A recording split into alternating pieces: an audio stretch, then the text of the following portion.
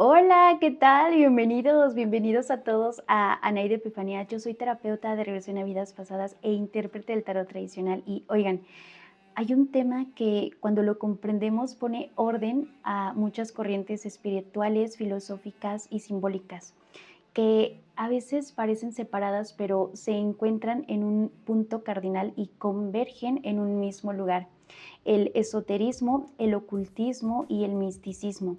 Miren, voy a tratar de exponerlo de una forma sencilla para evitar rebuscarme. Recuerden que el punto de vista es desde lo esotérico y espiritual. Y bueno, es muy fácil confundirlos, mezclarlos o incluso pues usarlos como si fueran lo mismo, pero cada uno tiene una función muy específica dentro del camino interior. Así que antes de profundizar vamos a hacer un tipo mapa inicial. El esoterismo es la interpretación de los símbolos, el ocultismo es la acción sobre lo invisible y el misticismo es la experiencia directa de lo divino. Hay que quedarnos con esto porque es la base de todo lo que vamos a desarrollar. Ahora, dentro de las ciencias ocultas, entendidas como el estudio de las dimensiones invisibles de la realidad y su influencia en la vida humana, existen estas tres grandes formas de aproximación. Y hay algo clave: no son caminos separados, ni siquiera son disciplinas aisladas, son distintas formas y también distintos niveles de relacionarlos con lo invisible. Incluso podríamos decir que son parte de un mismo proceso que se van profundizando con el tiempo. Ahora, para darle un poco más de contexto, hay que entender que estas corrientes han sido trabajadas, estudiadas y vividas a lo largo de la historia por distintos pensadores y tradiciones. Durante el Renacimiento aparece Marsilio Ficino. Él recuperó textos antiguos atribuidos a Hermes Trismegisto y a Platón, integrando lo que hoy conocemos como tradición hermética dentro de un sistema más estructurado. Ahí el conocimiento oculto deja de estar completamente disperso y empieza a tomar forma. Siglos después, Elena Blavatsky reúne enseñanzas de distintas tradiciones, orientales y occidentales. Intenta mostrar que todos comparten una misma base espiritual, creando un puente entre ciencia, religión y filosofía. Y en otra dimensión completamente distinta pero profundamente conectada, Jalal ad-Din Rumi. Él representa el misticismo en su forma más pura, la experiencia directa de lo divino a través del amor, la entrega y la disolución del ego.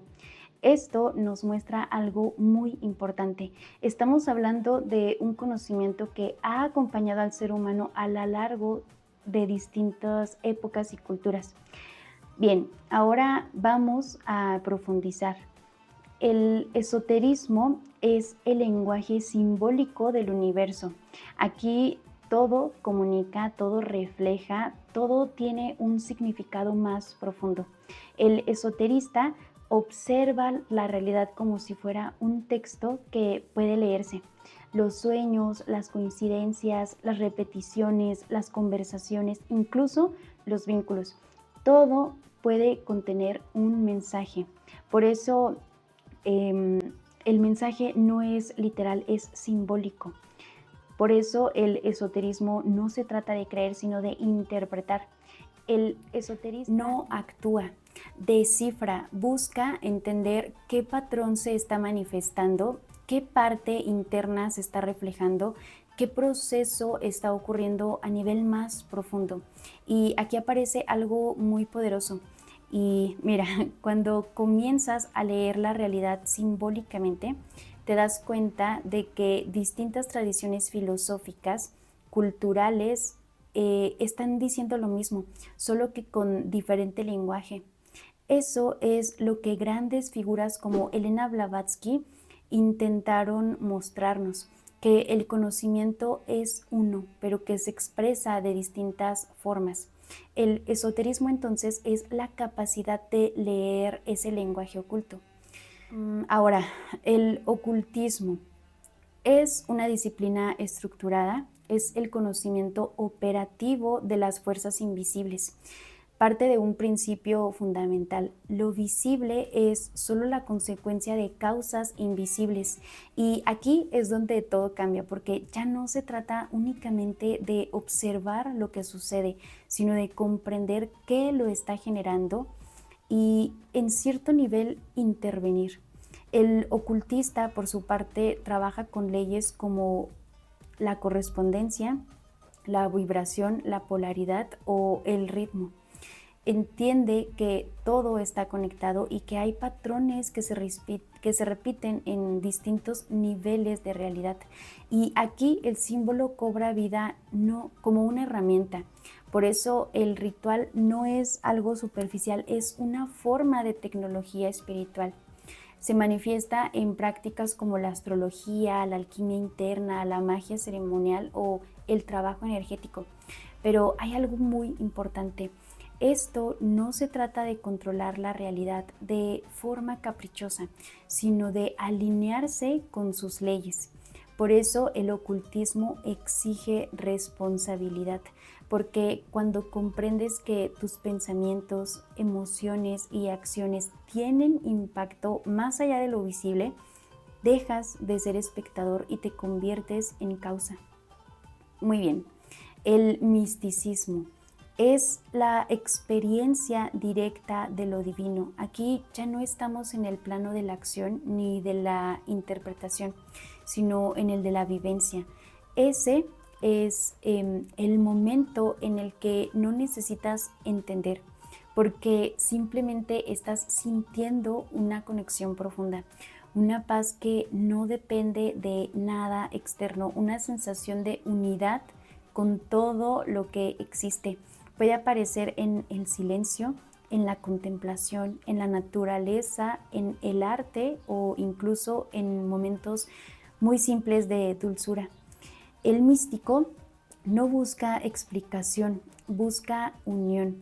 Y en esa unión algo muy importante ocurre: el ego se disuelve, la separación desaparece y queda únicamente la experiencia. Por eso figuras como Jalal ad-Din Rumi no enseñaban con estructuras complejas, sino con poesía, con amor, con entrega, porque hay cosas que no pueden explicarse, solo pueden vivirse. Ahora, observen: el esoterismo interpreta, el ocultismo actúa y el misticismo experimenta. Son tres funciones distintas, pero profundamente conectadas. Muy bien, si lo vemos desde una perspectiva más profunda, podríamos decir que son tres formas de conocimiento. El esoterismo es el conocimiento simbólico, o sea, saber qué significa. El ocultismo es el conocimiento operativo, o sea, saber cómo funciona la realidad. Y el misticismo es el conocimiento experiencial, vivirlo directamente. Y lo más interesante es que esto no está lejos de nuestra vida cotidiana. Cuando comienzas a notar patrones, señales o repeticiones en tu vida, eso es esoterismo. Cuando tomas decisiones conscientes, entiendes que cada acción tiene una consecuencia, estás experimentando el ocultismo. Y cuando experimentas momentos de paz, conexión o claridad profunda, eso es misticismo. Ahora les voy a relatar una historia cortita y voy a comenzar. El despertar del que comienza a comprender el esoterismo. El peregrino del alma es un hombre que comienza a notar algo inquietante. Su vida no avanza en línea recta, sino que parece girar en círculos. Se repiten relaciones, situaciones y emociones. Entonces surge la primera chispa de conciencia. ¿Por qué siempre regreso al mismo lugar? En ese momento deja de ver la vida como algo caótico y empieza a intuir que hay un orden oculto, Se acerca a herramientas como el tarot, la astrología, la simbología y descubre que la realidad tiene un lenguaje hecho de señales, patrones y significados. Pero aquí hay algo importante, no intenta cambiar nada todavía. Observa, reflexiona e interpreta. Es como alguien que aprende a leer un libro que antes le parecía incomprensible. Aquí el peregrino despierta y comienza a entender su camino. Ahí está encarnando el esoterismo. Bien, ahora el momento de tomar responsabilidad y actuar el ocultismo. Con el tiempo, entender ya no es suficiente. El peregrino del alma siente que no basta con observar la vida. Ahora quiere transformarla. Entonces comienza un trabajo más profundo. Cuida lo que piensa, observa lo que siente, dirige sus acciones con intención. Empieza a practicar disciplina interna, a trabajar con su energía, a ser consciente de sus decisiones y descubre una verdad poderosa. Lo que piensa, siente y hace influye directamente en su realidad. Ya no es solo alguien que interpreta símbolos, ahora participa activamente en su propia transformación. Aquí deja de ser espectador y se convierte en causa. Pero con esto llega algo inevitable, la responsabilidad, porque ahora comprende qué influye en su vida. También entiende que ya no puede culpar a todo lo externo. Aquí el peregrino actúa con conciencia y asume su poder. Ahí está encarnando el ocultismo. Ahora, la paz de dejar de buscar, el misticismo. Después de tanto aprender y comprender y transformar, algo dentro del peregrino cambia. Comienza a tener momentos en los que ya no necesita interpretar nada ni controlar nada. Simplemente está. Siente paz, presencia, una conexión profunda con todo lo que existe. Es como si por un instante dejara de buscar respuestas y en ese mismo instante todo encajara. Entonces comprende algo muy sencillo pero muy profundo. Eso que busca afuera en símbolos o en prácticas siempre estuvo dentro de él. Ya no lucha, ya no analiza, solo experimenta. Aquí el peregrino se aquieta y se funde con la experiencia. Ahí está encarnando al misticismo. Y miren, como nota, este camino no siempre ocurre en orden perfecto. A veces se comprende antes de despertar por completo. A veces se actúa antes de entender el todo y a veces se sienten destellos de paz sin saber por qué. Pero en muchos caminos interiores el recorrido se revela así. Primero comprendes, luego transformas y finalmente simplemente eres.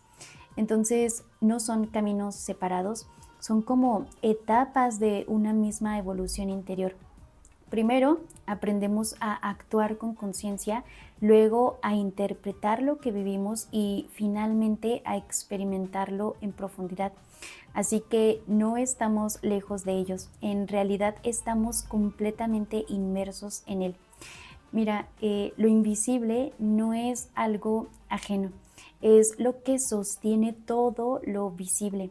Y pues bueno, espero que este tema realmente haya ayudado a darle orden y claridad a estas corrientes tan importantes dentro de las ciencias ocultas. Así que gracias por visitar este bloque y hasta pronto.